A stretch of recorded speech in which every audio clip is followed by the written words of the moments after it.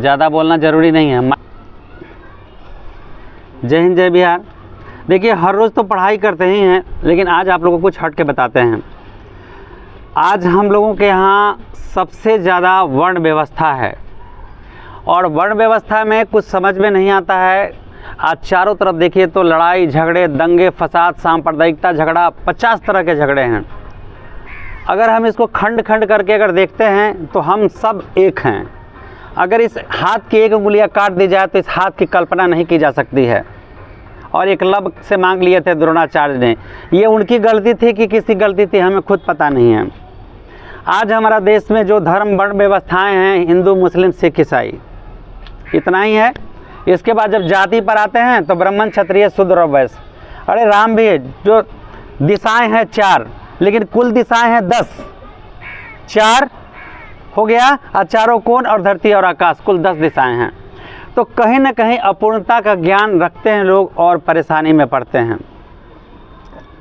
हिंदू पूछते हैं, सुबह में पूछे थे एक लड़के से, आप बताइए, खड़े हो जाइए, आप किस धर्म के हैं? बताइए, हिंदू में कौन हिंदू हैं आप? हिंदू के 3 खंड होते हैं, शैव, वैष्णव और शाक्त। कौन है? किसी ने आपको गलत पढ़ा दिया, बैठ जाइए, ठीक है। हम केवल इंसान हैं, केवल इंसान हैं। इस्लाम धर्म में 2 होता है, शिया और सुन्नी। हम कैसे फ़र्क करेंगे कि कौन शिया है और कौन सुन्नी है? इसलिए ये भी गलत है, वो केवल इंसान है। अब आइए बौद्ध धर्म में हीनयान और महायान। हीनयान और महायान होता है। कौन हीनयान का वंशज है, कौन महायान का वंशज है? हीनयान माने छोटा से छोटा और महायान माने बड़ा से बड़ा। इसमें भी विवाद है। अब आइए चर्च में, कैथोलिक चर्च है या प्रोटेस्टेंट? अरे भाई, इतने खंड क्यों कर रहे हो अपने स्वार्थ के लिए? ये तो ठीक नहीं है, बहुत गलत है। इसलिए हम लोग का ये दायित्व है, जो पढ़े लिखे समाज के लोग हैं उनको दायित्व है कि इसे जातियों और धर्म में ना बांटा जाए। जाति और धर्म में बांट करके हम इंसानियत का गला घोंटते हैं, सीधा सीधा उसका गला घोंटते हैं। ये करने का हमको अधिकार कभी नहीं है। अगर कोई भी हिंदू मुस्लिम सिख ईसाई के नाम पर कभी भी कुछ बात करता है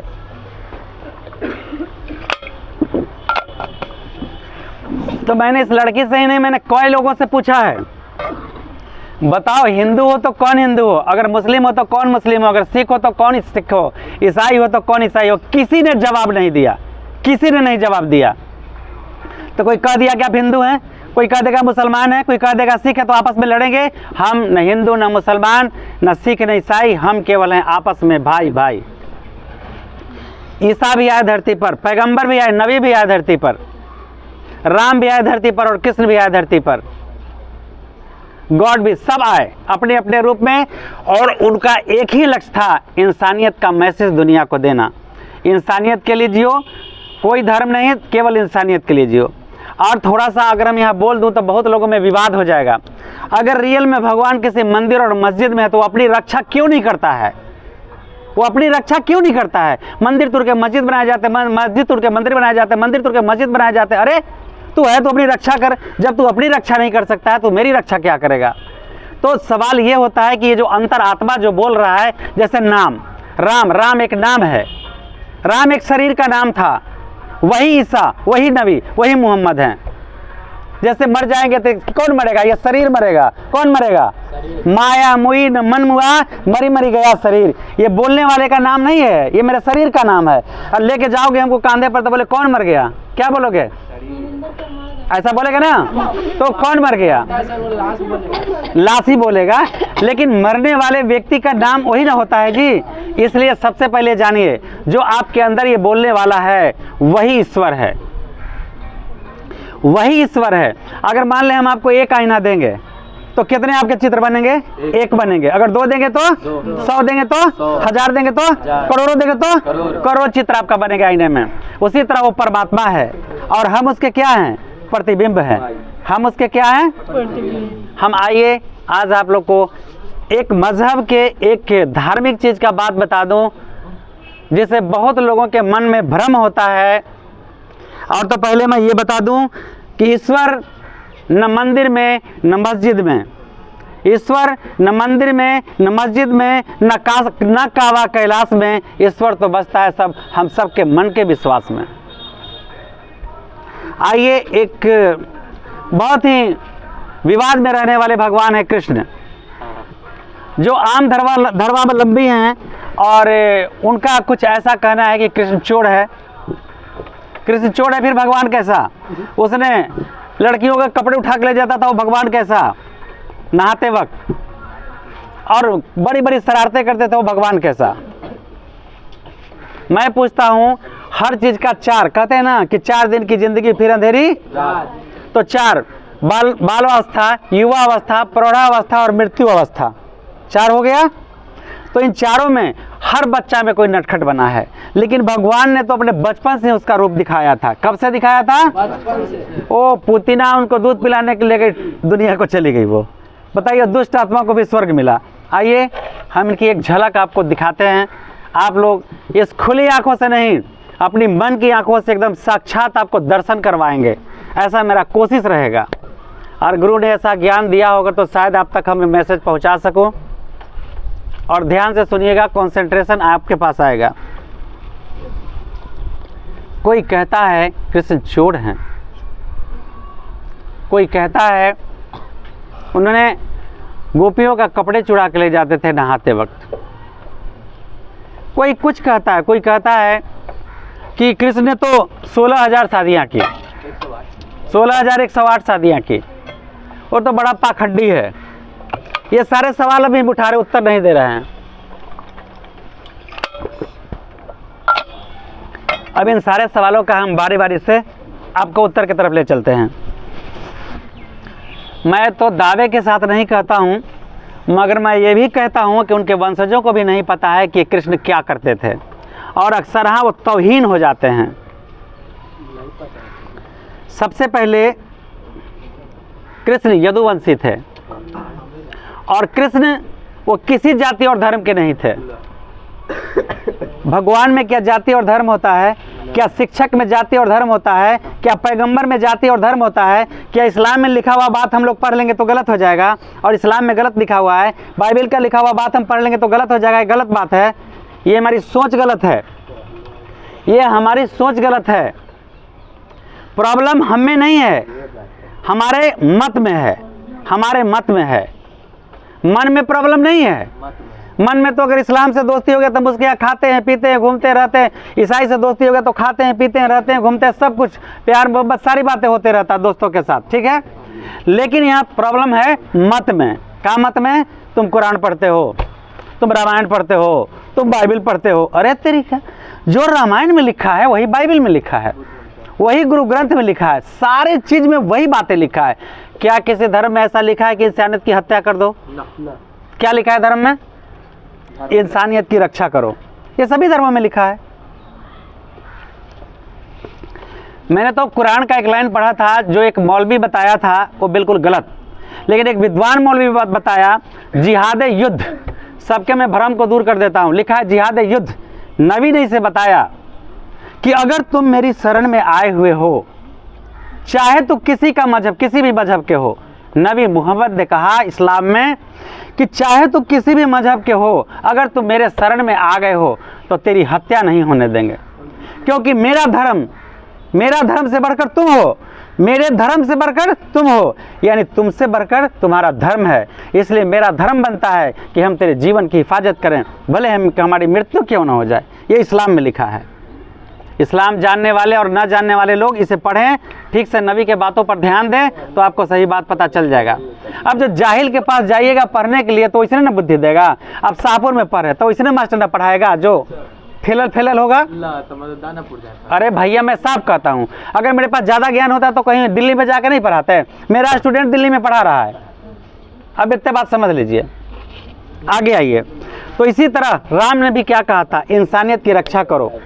ईसा ने क्या कहा था? ईसा के जब खून टपक रहे थे तो ईसा ने कहा कि जितनी बूंदें मेरे धरती पर गिरेगी उतनी धरतियां पवित्र हो जाएगी, पाक हो जाएगी। तो चलें आज हम कृष्ण के बारे में थोड़ी सी जान लें। और कृष्ण आपके बहुत सहायता करते हैं, सभी की सहायता करते हैं। जिस तरह द्रौपदी की सहायता किए थे, अपनी बहन की सहायता किए थे, ठीक उसी तरह से सभी की सहायता कृष्ण करते हैं, यदि मन से पुकार के देखो तब। महाभारत का युद्ध हुआ तो द्रौपदी ने पूछी, नहीं, किसी ने कोई कुछ कहा था उनको, हम शॉर्ट में बता दें तो बहुत बड़ा हो जाएगा। किसी ने कहा कि आप इतने बड़े थे तो युद्ध को क्यों नहीं रोक दिए? कौनों में सर सबसे बड़ा था? अरे नहीं भैया, उसमें एक से एक परम योद्धा थे, भगवान विष्णु के अवतार थे स्वयं कृष्ण। कृष्ण भगवान शिव के अवतार। आप समझिए ना, अभी यही ना, अधजल गगरी छलकत जाए में बताइए। ये जो हो रहा था आपने कहा, तो ये दुनिया वाले जो अत्याचार कर रहे हैं, अगर घटोत्कच रहता तो खेल को ख़त्म कर देता। जब पूरा खेल को ख़त्म करता था, दुनिया लोग सीखता कैसे कि अत्याचार करने वालों का अंत होता है। एक मैसेज होता है ना, एक मैसेज होता, आप यहाँ मेरे सामने पढ़ रहे हैं वो समझ, आप कोई मेरे लिखे हुए किताब को कैसे पढ़ाएगा वो समझ, दोनों में अंतर होगा। बात समझ रहे हैं ना? शेक्सपियर इंग्लिश में जो राइटर लिखे हैं उनकी भाषाओं को अनुवाद करके फिर से शेक्सपियर जो अपनी भाषाओं में लिखे हैं उसकी भाषा को हम केवल अनुवाद कर सकते हैं, लेकिन हूबहू वही बातें हम आपको नहीं समझा सकते हैं, वही भाव की तरह। ठीक है, गांधी जी ने कहा कि हम उस भाषा को परिवर्तित करके हम सीख सकते हैं, लेकिन जिन भावों में वो चीज़ कहा गया, जैसे जिन भावों में अभी यहाँ कहूँगा, वो भाव दूर से देखने वाले को प्रकट नहीं होगा। चलिए, हाँ, पूर्णतः नहीं होगा। आइए हम आपको एक छोटी सी झलक में ले रहे हैं, कृष्ण के बाल्यावस्था से हम आपको ले चलने का प्रयास कर रहे हैं।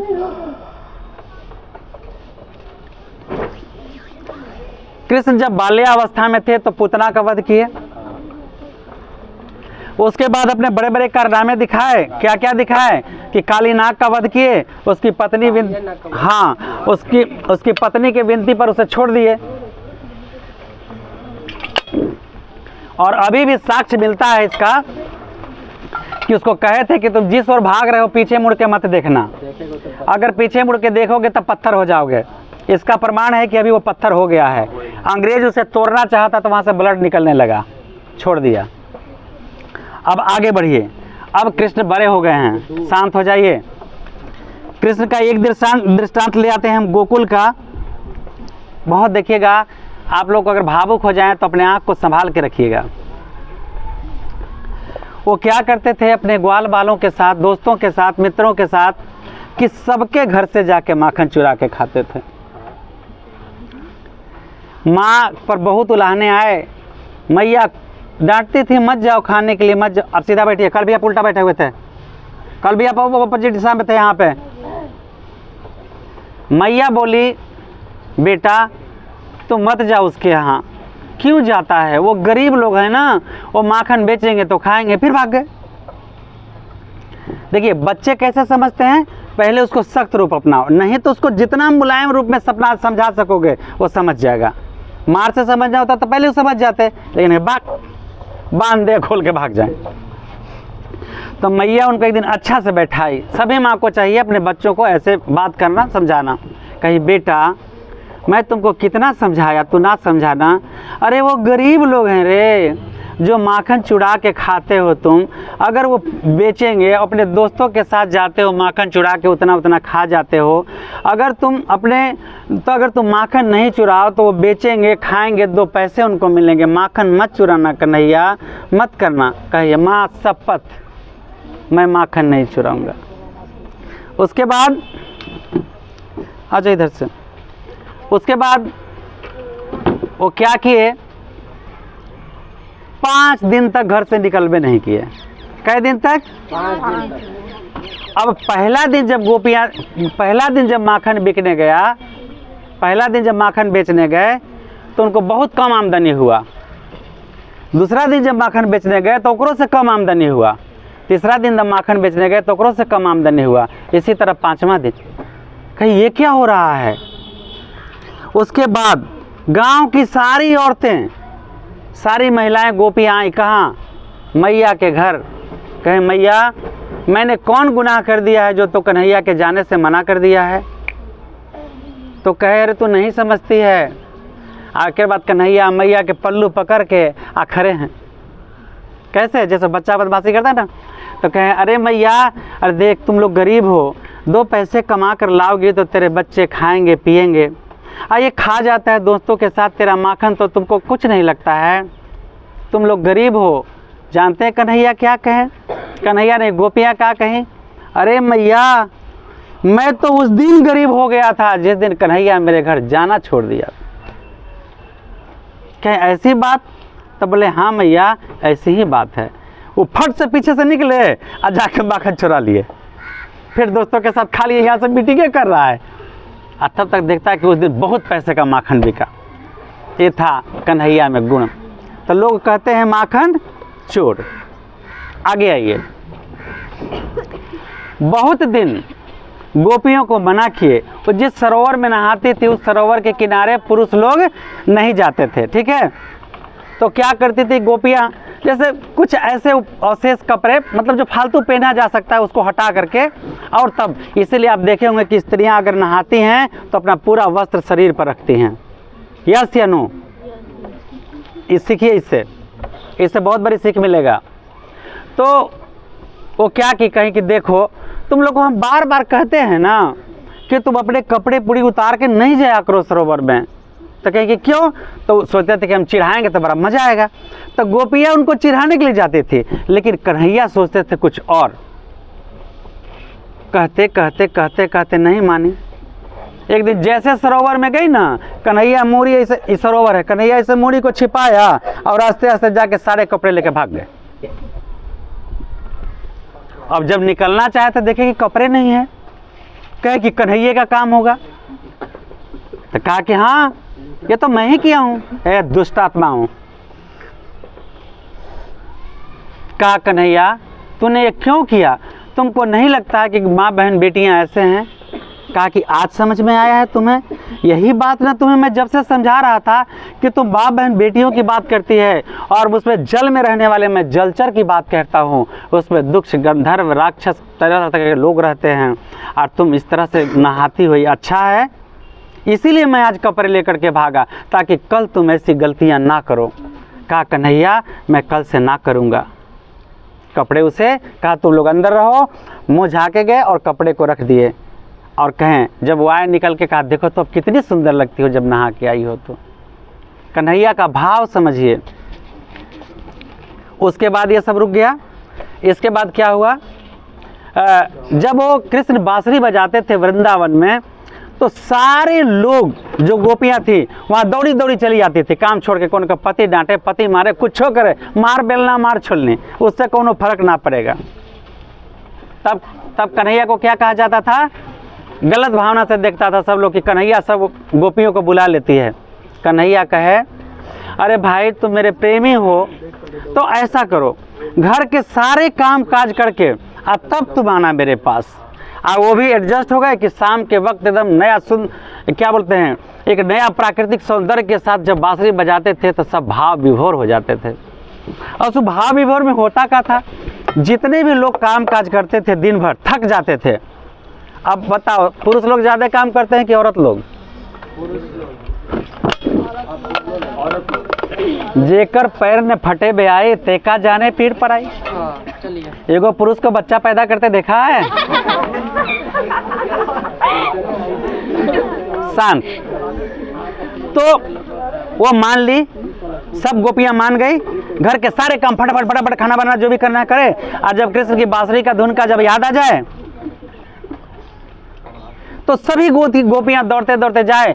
और उससे क्या होता था, ये जो मन में थकान था और शरीर में जो थकान रहता था, उनके भावों को सुन करके एकदम स्वच्छ दिल हो जाता था।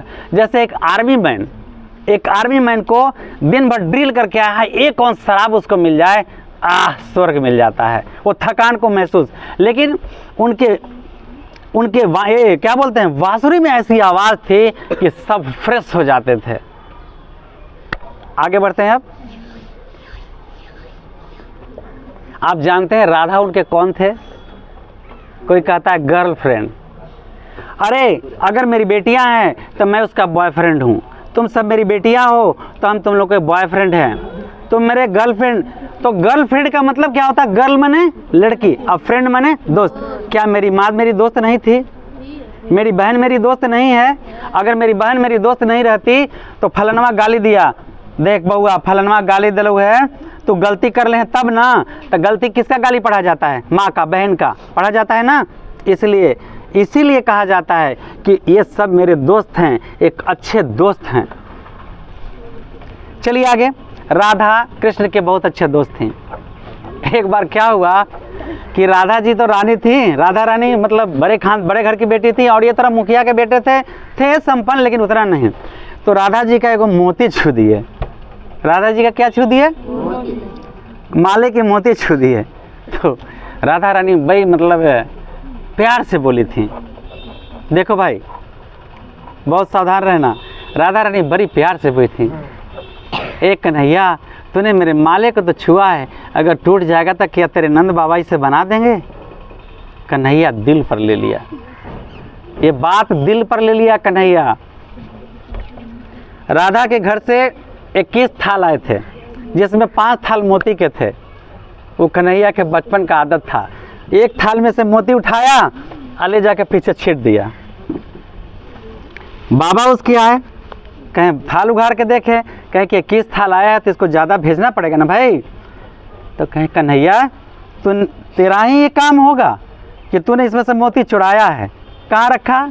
जल्दी बताओ कहाँ रखा? तो कहें बाबा पीछे जाकर देखते हैं तो मोतियों का पेड़ लगा हुआ है। कहें कि बाबा कम से कम 101 थाल भेज दीजिए। तो वहाँ कितने थाल गए? मोतियों का थाल गया। अब राधा के दिल पर घाव हो गया, कन्हैया से मैं इतनी बड़ी बात कहा और इतना बड़ा बात दिल पर ले लिया कि इतने थाल मेरे घर भेजा है। वो दुखी हो गए। तब चूड़ी बेचने वाला आया, कई दिन मिलन नहीं हुआ तो चूड़ी बेचने वाला आया। कहाँ आया चूड़ी बेचने वाला? बरसाने में चूड़ी बेचने चल गए। कौन? तब राधा देखी, तब उनके मन में प्रसन्नता हुई। चले और आगे। ये बहुत बड़ी बड़ी कहानियां हैं, लेकिन हम जिस लक्ष्य तक ले जाते हैं आपको वहाँ लेके आते हैं। अब कन्हैया गोकुल छोड़ के जा रहे हैं, बहुत बातें हैं। तो जब कन्हैया गोकुल छोड़ के जा रहे थे, जरा बहुत गौर से देखिए, वहाँ का कण कण रो रहा था। जैसे कन्हैया के पैर उठते थे मानो वो चिपक रहा हो धरती में, छोड़ने का नाम नहीं ले रहा हो। कन्हैया कह रहे हैं मुझे और कार्य करना है, मुझे जाने देना, मुझे जाने देना। इस तरह वो गाड़ी पे बैठ जाते हैं, बग्घी पे। राधा बहुत एक टक से देख रही है पर कुछ कहती नहीं है। राधा के मन में जानते हैं क्या भाव था? ये गलियां कितना प्यार की, बचपन से इसे कृष्ण छोड़ के जा रहा है, इनके बाबा परवरिश किए इन्हें छोड़ के जा रहा है, मैया को छोड़ के जा रहा है, ये गोपियों को छोड़ के जा रहा है। इसके आगे मेरी क्या तुलना है, मैं भी दर्द सह लूँगा। और इस तरह कन्हैया चल देते हैं वहाँ से। जो हमसे बिछड़ता है वो तो सोचता है कि हमसे बिछड़ रहे हैं, हमसे बिछड़ रहा है। कभी मेरा गम देखा है कि तुम सबसे बिछड़ने का मेरा गम कितना होता है? सबने एक बात देखा कि कन्हैया गोकुल छोड़कर जा रहे हैं, सबके मन में दर्द था, लेकिन किसी ने एक पल के लिए सोचा कि कन्हैया के मन में कितना दर्द होगा कि वो सबको छोड़ के जा रहे थे। महसूस करिए कल्पना को, जैसे बेटियां सबको छोड़ के जाती है तो बेटियों का दर्द होता है कि मैया गोड़ पटकती है तो वो दर्द होता है। महसूस करिए इस बात को। चलिए चल तो दिए सही, जाते जाते वहाँ के पेड़ पौधे वृक्ष झाड़ीदार कांटेदार सब रोने लगे। एक झाड़ीदार पेड़ कहा कन्हैया के दुपट्टा फंस गया जाके उस, देखिए वो रथ पे हैं फिर भी दुपट्टा जाके फंस गया। कहाँ? झाड़ी में। कहा कन्हैया मैं तो तुझे जाने नहीं दूंगा, लोग हमें कांटे भी कहते हैं तो क्या फर्क पड़ता है, मगर मैं तुम्हें जाने नहीं दूंगा, मैं तुमसे बहुत प्यार करता हूँ। पवन देव सुने तब ना हमारे नीचे से झोंका, कहें कि अरे मूर्ख, इनको कुछ और करना है, जाने देना तुम्हें। अफसोस करते, हवा मारा कवर गया। उस झाड़ी को कन्हैया देखते रह गए कितना प्रेम है इसे हमसे, ये कांटा है फिर भी हमसे कितना प्रेम है। मालूम है क्यों? क्योंकि कन्हैया जिस रास्ते से जाते थे उस पर से कांटे अपने आप हट जाते थे। रामायण में भी इस बात का वर्णन है कि राम जब गए थे जंगल, लक्ष्मण ने कहते सर, तो लक्ष्मण हटा दिया। राम गए थे जंगल तो कांटे पर चढ़ के चले गए थे, लेकिन जब भरत को आने का संवाद मिला कि भरत आ रहे हैं, तो कहीं रास्ते से सारे कांटे हटा दे, कहीं मेरे भाई के पैरों में न चुभ जाए। अगर उससे एक कण भी चुभ गया तो जी नहीं पाएगा, क्योंकि कहेगा कि मेरे भैया को बच जाने में कितना तकलीफ हुआ है, वो बर्दाश्त नहीं करेगा, आत्महत्या कर लेगा। इसलिए रास्ते से सारे कांटे को हटा दो। ये राम ने कहा था भरत के लिए, भाई हो तो ऐसा। चलिए अब तो चले गए मथुरा, जो उनको काम करना था कर लिए, वध करना था वध कर दिए, राज करने लगे। अचानक एक दिन राजमहल के सबसे ऊपर वाले कमरे में बैठे थे और दरवाज़ा खुला था, खिड़की खुली थी। उस खुली खिड़की में वहाँ से गोकुल साफ दिखाई पड़ता था, वृंदावन, जमुना नदी सब दिखाई पड़ता था। एकदम ऐसा ही, मतलब बिल्कुल शाम का समय था। शाम का उषा का कभी बहुत ही बेहतरीन मार्मिक चित्रण किया है, शायद आप लोग को किस्मत में नहीं, को नहीं जान पाएंगे, पर कोशिश करेंगे कभी बता देने का। उस मनोरम डूबता हुआ शाम, वो मनोरम दृश्य, गंगा की यमुना की लहरें, एकदम मतलब बेचल, जब वो कृष्ण देखते हैं तो कहते क्या मैं आता था शाम के वक्त, गैयों का झुंड, मेरे साथ मेरे मित्र सुदामा और कौन था एक मंगल। अचानक वो दृश्य में खो जाते हैं कि मैं भी जा रहा हूँ गैयों के साथ, और वहाँ एकदम चिल्ला पड़ते हैं कन्हैया कस के, सुदामा मंगल। याद आया कि अरे तो मैं तो राजमहल में हूँ। अब बस विलाप करने लगे, बहुत रोने लगे, चिल्ला चिल्ला के उनकी सारी बचपन की यादें वहाँ आ गई और बहुत रोने लगे। अब क्या होगा? बगल में थे उद्धव, दौड़े दौड़े आए, कहा क्या बात है, आप क्यों रो रहे हो कन्हैया? कहा कि मैं क्या करूं, आज मुझे गोकुल की याद आ रही है, आज मुझे सबकी याद आ रही है, मेरे दोस्तों की याद आ रही है, यमुना नदी की लहरें वो सब याद आ रही है, नंद बाबा की याद आ रही है, मेरे मैया की याद आ रही है। आज बहुत दर्द हो रहा, और रोने लगे। बहुत उनको समझाए, उद्धव बहुत समझाए, देखो कन्हैया ऐसा ना करो, तुम भगवान हो तो कुछ कर्म करने के लिए आए हो, अगर तुम रोने लगोगे तो इस दुनिया का क्या होगा। यही मौका था। कन्हैया कहते थे उद्धव कि मैं बहुत विद्वान हूँ, यही मौका मिला दम झटके से। कन्हैया के उद्धव कहे कि एक काम करो, मैं कल जा करके कन्हैया को, तेरे सारे गोपियों को, आनंद बाबा को हम सब समझा दूंगा कि वो तेरी चिंता ना करें, वो तेरी चिंता करें इसलिए तू यहाँ रो रहा है। कहीं कि जाओगे? तो कहा हाँ एकदम जाएंगे। कि जाओगे? तो हाँ एकदम जाएंगे। अब कृष्ण थोड़ा सा मुस्करा दिए। कल उद्धव का रथ तैयार है, कहाँ जाने के लिए? गोकुल। कृष्ण कहे कि जा तो रहे हो, मगर मेरा मुकुट लेते जा तू, मेरा वस्त्र लेते जा तू, मेरा सारे कुछ पहन के जा तू, तब वहाँ जाना। कहें क्यों, ऐसे लोग नहीं पहचानेंगे क्या? कहा कि ऐसे पहचान तुम्हें मुड़ के भी नहीं देखेंगे। कि ऐसी बात? कहे कि हाँ। तो जितने भी कन्हैया का रथ, वस्त्र जो पहनते थे वो सारे कुछ लगा के वहाँ से चल दिए। तो उद्धव और कृष्ण में बस इतना ही का फर्क था, जैसे एक जुड़वा बहन का फर्क होता है, जुड़वा भाई का फर्क होता है, एकदम इक्वलिटी। और दोनों बृहस्पति के शिष्य थे। चल दिए। वो जो झाड़ी छोड़ा था ना कृष्ण को, लगा कि कृष्ण आ रहा, दुपट्टे फल के। पवन देव कहे अरे मूर्ख, ये कृष्ण नहीं है। तो बताए थे कांटेदार झाड़ियों के बारे में। कहा कि अरे तरीका ही तो यहीं से शुरू हो गया, ये तो हमको पूछा भी नहीं है कुछ। चल दिया, आगे यमुना तट पर पहुँचे। तो पहले गोपियाँ वहाँ रो रही थी, कृष्ण कृष्ण कृष्ण कृष्ण कह के रो रही थी। लेकिन नहीं, पहले ही सबसे छोटा मोटा चीज़, ये सबसे नहीं निपटूंगा, पहले चलो नंद बाबा के पास। तो कहीं कोई जाता है तो नहीं मेरे पापा ऐसे होंगे बताता है। तो बताए थे कृष्ण मेरे नंद बाबा के सर पे पग होगा, वो ऐसे होंगे, धोतियाँ पहने होंगे, पर याद रखना पैर में उनकी जूतियाँ नहीं होंगी। कृष्ण वो बोले उद्धव क्यों? अरे मैं क्या कहूँ यार, जब बाबा कहीं भी जाते थे ना तो घर से बाहर निकल जाए, मैं दौड़े दौड़े जूतियाँ लेकर के जाता था कि ये बाबा जूतियाँ पहन लो, नहीं तो माँ बहुत डांटेंगी, तब वो जूतियाँ पहनते थे। इसलिए मैं कह रहा हूँ कि जब से मैं आया हूँ बाबा मेरे जूतियाँ नहीं पहने होंगे। बिल्कुल सही। तब से वो उनका पैर एकदम खुरदरा पूरा ऐसा हो गया था, पेट पीठ में धंस गया था। दरवाजे पे आए, हाँ पहले यमुना तट पर आए तो यमुना तट से पूछे, लोग थे, पूछे अरे भाई नंद बाबा का घर कौन है? कहें कि तुम गोकुल में पहला बार आए हो। जरा सोचिए, सारी छवि कृष्ण का, कपड़े भी कृष्ण का, लेकिन किसी ने पलट कर भी नहीं देखा। पूछे लगता है तुम पहली बार गोकुल आए हो क्या? बोले हाँ।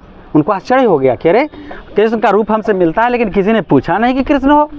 कहें कि हाँ इसीलिए तुमको नहीं पता है नंद बाबा का घर, वरना इधर के होते तो सब लोग बता देते, नंद बाबा का घर सब लोग जानते हैं। कहें कि ये जो देख रहे हो, ये जो बह रहा है ना पानी, चल जाए इसी को पकड़े पकड़े पकड़े, ये पानी कहाँ से आ रहा है? कहा क्या वहीं पे है नंद बाबा का घर? बोले ऐसा इस पानी में क्या है कि नंद बाबा के घर तक पहुंचा देगा? कहा रे बेवकूफ, ये पानी नहीं है, ये गोकुल वासियों की और माता यशोदा की और नंद बाबा की आंसू बह रही हैं इसमें, तू जा नहीं सके पकड़ के तू वहां पहुंच जाएगा। चल दिए, पहुंच गए वहां। दरवाजे पे आवाज देते हैं, नंद बाबा नंद बाबा नंद बाबा हैं घर में। नंद बाबा आए आगे, कहने की बोलिए क्या बात है? तो हमको नंद बाबा से मिलना है। तो मैं ही नंद बाबा हूँ। कहने की अरे नंद बाबा, देखिए पहले जूतियाँ, हाँ जूतियाँ तो नहीं है, सर में पग है, वो नंद बाबा हैं। तब पेट पीठ में धंसे हुए हैं, क्योंकि जब से वो गए थे, खाने की क्या बात करो यार, वो सिर्फ शायद जीने के लिए ही खाते होंगे दोनों। फिर उसे बैठाए, अब थोड़ी सी रुक जाइए यहीं पे। जब कृष्ण गोकुल छोड़ के गए थे तो उनकी माँ पागल हो गई थी, विक्षिप्त हो गई थी। वो जब बारे बारे जाके कहती थी, पेड़ों से, झाड़ियों से, नदियों से, निर्झरों से, यमुना से, कहती थी क्या तूने मेरे कन्हैया को देखा है? अगर देखा है तो भेज देना, कहना तेरी माँ तेरे बिना जी नहीं सकती है, तू जल्दी घर आ जा, नहीं तो जी नहीं सकती है। सारे पेड़ उनके सामने मुरझा जाते थे। क्या जवाब दे कन्हैया के बारे में? सब ने देखा जाते हुए, मैया की आंखें भी देखी जाते हुए, मैया क्यों नहीं मान रही है कि यहाँ कृष्ण नहीं है? चलिए, और माँ कहीं भी जाती थी दौड़ते दौड़ते, उससे पूछते पूछते और गिर के विक्षिप्त हो जाती थी, मतलब मूर्छित हो जाती थी, मतलब बेहोश हो जाती थी। नंद बाबा उठा के लाते थे, उसे घर में सुला देते थे। जिस वक्त वो पहुँचे थे वहाँ पे, कौन? उधो, उस वक्त माँ मूर्छित थी। उस वस्त्र का सुगंध माँ को लग गया। जब बैठे थे तो उस वस्त्र का सुगंध अलग गया माँ को। फटाक से होश आया, कहा कन्हैया कन्हैया कन्हैया तू आ गया क्या? तेरी याद मेरी याद नहीं आती थी तब से, तो इतना दिन? नंद बाबा कहें कि तुम्हारा फेरा लग गया। अब कहें कि अरे ये तेरा कन्हैया नहीं है, ये उसका मित्र है। सुनते ही मूर्छित हो गए। कृष्ण की एक विशेषता जान लो, कृष्ण की माँ यशोदा थी और जन्म देने वाली माँ कौन थी? देवकी। जब मथुरा में थे तो आपको पता है इतना हृदय विदारक दृश्य, जब वो यहाँ रहते थे गोकुल में तो दिन भर मिठाइयाँ ले लेके खाते थे, दूध से बना हुआ जो चीज़, सब दिन भर घंटों घंटे खाते रहते थे। लेकिन जब से गए थे वहाँ, क्या कहूँ, खाने के लिए उनको कहा जाता था कि खा लो, तो नहीं खाएंगे। किस लिए? वो गोकुल की याद, मैया की याद उन्हें सताती थी। और सबसे बड़ा दुर्भाग्य का बात यह है कि मैया एक दिन, देवकी मैया क्या दे दी उनको खाने के लिए? गोरस, मतलब दूध से बना हुआ मिठाई चिल्ला दिए कृष्ण। कहे मैया आज से ये तू मेरे सामने मत देना रे, मत देना, क्योंकि इससे मेरी माँ की, यशोदा माँ की यादें आती है। तू दे देगी तो मैं यहाँ से चला जाऊँगा, मुझे यशोदा माँ की यादें बहुत सता रही है, जल्दी हटाओ जल्दी हटाओ। और उस दिन खैबे नहीं किए, इतना याद सताया। चलिए पहुँच जाइए, आइए उधो पहुँचे हुए हैं। उधो बात किए, सब बताएं कहीं कि वो काम काज में बहुत व्यस्त है, उसके पास समय नहीं है, इसलिए वो नहीं आता है। बहुत याद करता है मैया को भी, आपको भी, अपने गोपियों को, सभी को बहुत याद करता है, लेकिन क्या करें, आप उसे भूल जाइए। नंद बाबा बोले कैसे भूल जाऊं, मेरा बेटा है, कैसे भूल जाऊं? तो कहे, ये बोले बेटा है, वो आपका बेटा नहीं है, वो ईश्वर का अवतार है, वो यहाँ कर्म करने के लिए आया है। तो कहते हैं नंद बाबा कि अरे सुने हैं तुम बड़ा विद्वान हो, उधो सरस्वती के किसके, बृहस्पति के शिष्य हो, तुम तो एक नंबर का मूर्ख हो। खिसिया गए नंद बाबा, बोले कैसे हम मूर्ख हैं? तो कहीं के चल देखो भगवान क्या चोरी करता है, उसने माखन चुरा चुरा के खाया। भगवान किसी गोपियों को तंग करता है, लड़कियों को तंग करता है, उसने लड़कियों को भी तंग किया। बताओ कैसे भगवान है? और सबसे बड़ी बात तो यह है कि अगर वो भगवान है भी, अगर वो भगवान है भी तो किसी का बेटा छोड़ के चल जाता है तो मैं समझता था कि सबका बेटा छोड़ के जाता है, मेरा भी बेटा एक दिन छोड़ के चला गया। लेकिन सबसे ज़्यादा दुख की बात तो ये है कि तुम कहते हो कि वो भगवान है, तो भगवान ही मेरे घर को छोड़ के चला गया, मैं कैसे चुप रह जाऊं? भगवान ही घर के छोड़ के चला गया। जिसके घर को भगवान छोड़ के चला जाए उसका जीवन रह पाएगा? अब इस आंसू संभाल के रखिए। कहीं कि अब तो बड़ा मुश्किल है, अपना बुढ़िया बिस्तर लिए और चल दिए उधर नदी किनारे। अब किसको समझाते हैं? गोपियों को। कहते हैं कि सुनो, तुम लोग कृष्ण को भूल जाओ, इसी जगह लपेटूंगा आप लोग को, तुम कृष्ण को भूल जाओ, अब वो आने वाला नहीं है। गोपियाँ कहती है मैं कैसे भूल जाऊं, कैसे भूल जाऊं? दो तू ही बता, 50 सवाल किया, उसके बाद जवाब देते गए। तब पूछा, गोपियाँ पूछी उद्धव से, अच्छा बताओ उद्धव, सुने हैं तुम बहुत बड़े विद्वान हैं,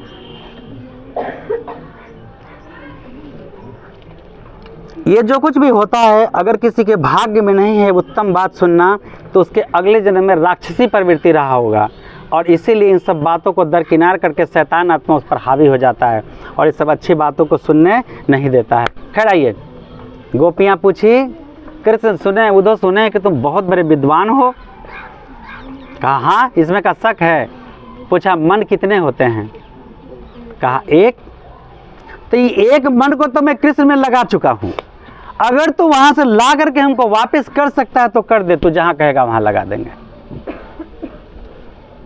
क्या कोई किसी का मन को कभी ला सकता है? कभी ला सकता है? बोलिए, कभी ला सकता है? नहीं ला सकता है। उद्धव हार पछता के चल दिए। एक और दृश्य है लेकिन हम वहाँ काट दिए हैं। अब आप बताइए, आपको कहते हैं पढ़ने में मन नहीं लगता है और याद नहीं होता है, इसके पीछे क्या कारण है? आपका मन कहीं न कहीं गलत जगह या सही जगह यहाँ से हट के लगा हुआ है, इसीलिए जब समझाते हैं तो समझ में नहीं आता है और पढ़ते हैं तो पढ़ने में मन नहीं लगता है। क्या कोई दूसरा कारण हो सकता है? आप लोग बताइए, दूसरा कारण हो सकता है? मन एक है, अगर उस मन को आप कहीं और लगा दिए हैं तो क्या आपको कभी पढ़ने में मन लगेगा? बोलिए हाँ या नहीं? नहीं लगेगा ना। इसलिए मन एक है, मन को एक जगह लगाइए, चाहे राम में या फिर काम में। चलिए, जय हिंद जय बिहार, बहुत सारी शुभकामनाएं सभी को। चलो बउआ।